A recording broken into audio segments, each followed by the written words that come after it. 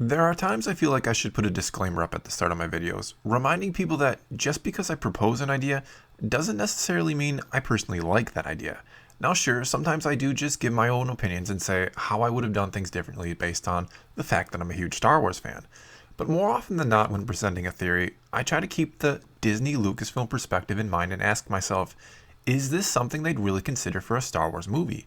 In other words, does it serve the greater good of keeping most current fans as happy as possible and usher new ones into the franchise?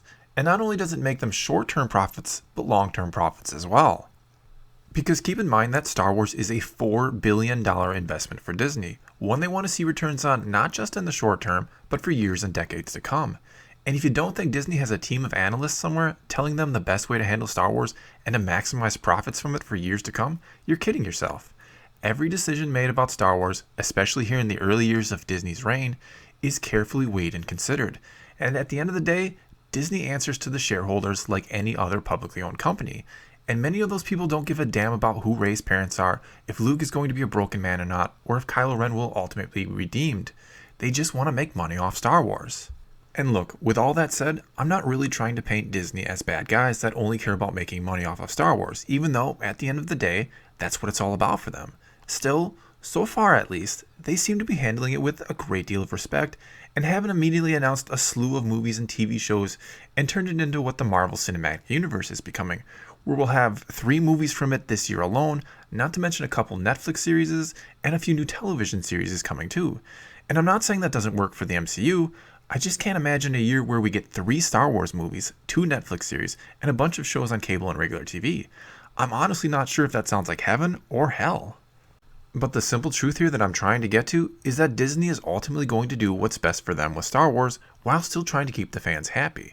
Don't get me wrong, they're not going to purposely piss people off. They're going to put on an illusion that they are doing exactly what they think you want them to do, as confusing as that sounds. However, unlike George Lucas, who owned Lucasfilm outright and could do whatever he wanted with the Star Wars franchise, Disney does again have to answer to the people that own it, and the wants of those people will factor into the future of Star Wars, and most of those people just want to see profits.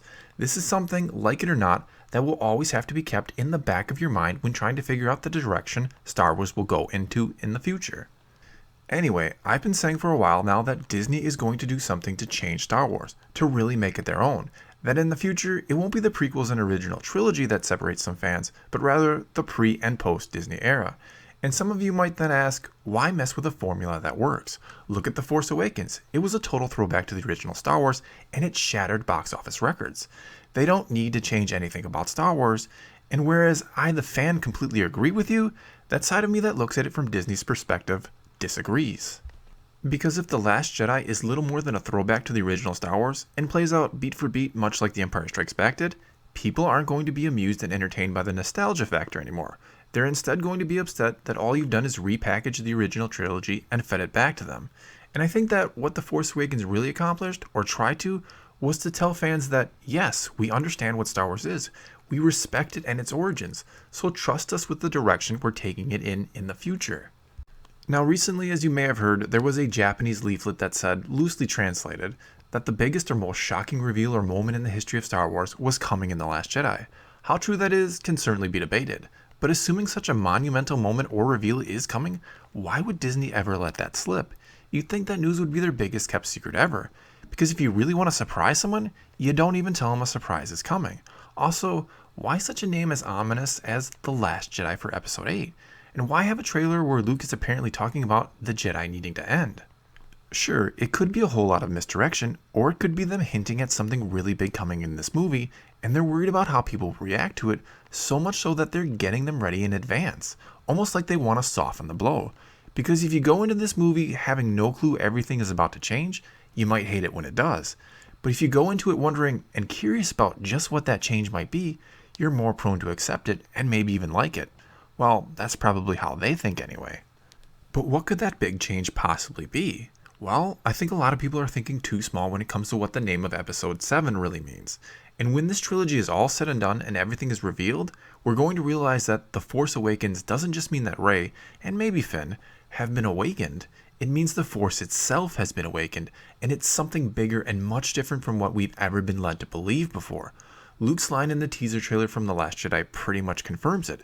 It's so much bigger. And if I had to guess further, I think Luke sought out the first Jedi Temple for answers after what had happened to his new Jedi Order, about what is the right way to train a Jedi, or how should they really be. And when he got there, he learned the truth. The Jedi need to end because they are based on lies.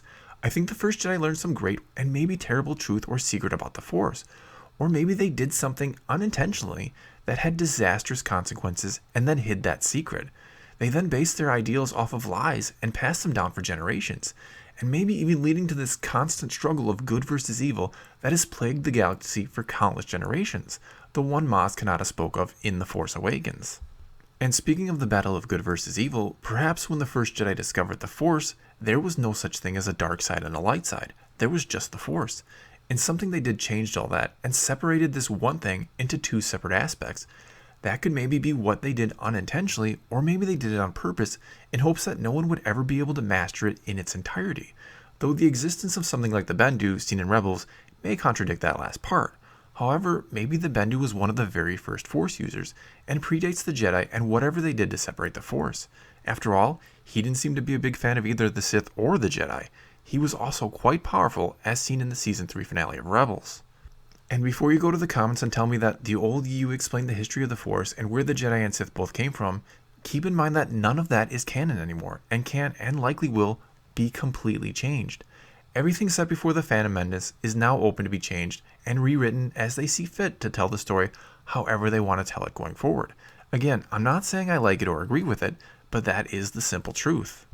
Furthermore, I'm not even sure creating a dark and light side is what the first Jedi actually intended. Instead, I think something they did on the island was meant to suppress the Force to some extent, and is what led to the fracture that created the two sides, and of course, eventually the endless war between the Jedi and Sith.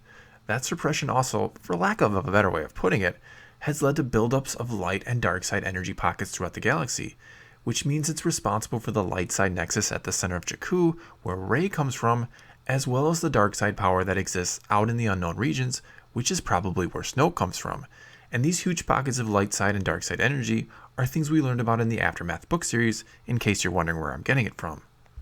I also think that Luke has undone that suppression, hence the Force has awakened and perhaps blurred the lines between light and dark. Again, something I don't necessarily like or agree with, and that you might not either, but it is a possibility. I'm also not saying that they will do away completely with the light and the dark forever, because they now do exist and are very real, but I'm not sure that the future of Star Wars will be much about dark side power and light side power going forward. And speaking of power, I think Episode 9 could easily be called something along the lines of The Force Unleashed, though it obviously won't be called that because of the game of the same name. But I do think we are going to see a great expansion of not only what the Force truly is, but how it is used by those who are Force sensitive. And it'll certainly start in The Last Jedi. And I'll say the idea of new, more powerful Force abilities excites and scares me at the same time, because I don't want Force users to ever just feel like superheroes.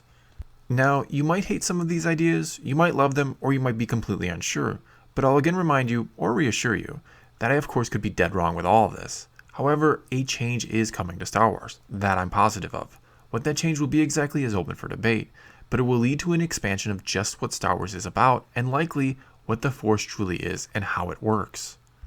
Remember, as I was saying earlier, Disney has more than just one trilogy and the next couple of years to worry about. They have to keep Star Wars exciting and relevant for generations to come. 60 years from now, when most of us who grew up with the original trilogy are long gone, they don't want people saying, hey, remember Star Wars and how popular it once was? They want people celebrating its 100th birthday and have them talking about how excited they are for yet another Star Wars movie or the start of another trilogy and chapter in the ongoing story of the Skywalker family. And to make sure that happens, you have to keep things fresh and new and shake up the status quo from time to time. And that is exactly what is about to happen in The Last Jedi. Well, that's all I got for you this time. Now it's your turn to let me know what you think. Are big changes coming to Star Wars, or is this all misdirection? And if changes are coming, are you more excited or worried? Let me know in the comments below, and let's talk some Star Wars.